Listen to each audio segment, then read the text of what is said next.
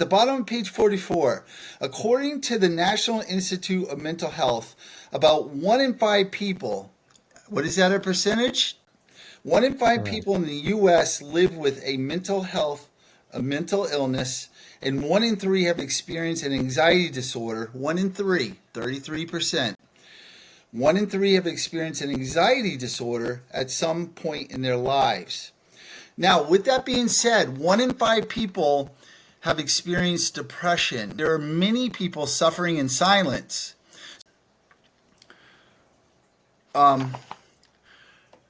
We have a lot of work to do. So my book helps. Number one, we got to get rid of the stigma. There's a terrible stigma. That's not something we readily talk about, but eventually we need to. We need to have those talks, and we need to get rid of the stigma. When I was really depressed, majorly depressed,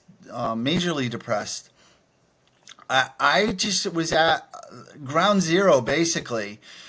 And I knew I had to change my thoughts. He said, your happiness depends on the quality of your thoughts. Now, I want to add to that. Not only is it about your thoughts, it's also affecting not only your happiness, but it's also affecting your health. Your thoughts, there's a high correlation from your thoughts to your happiness and your health.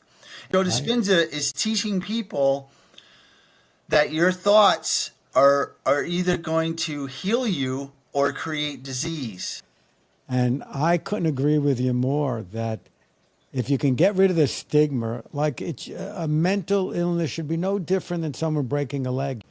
If that stigma, those stigmas can be disassociated with mental illness, I think people will be much open to getting treated because there's no stigma. And I think there's been a lot of advocacy for mental health awareness.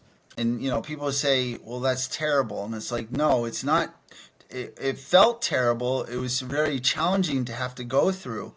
But now I'm on the other end. I'm thriving in life again.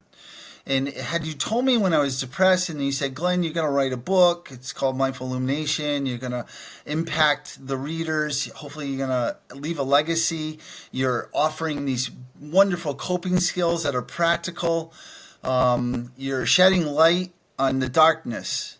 And that's what we need to do to be the change. As Gandhi said, be the change.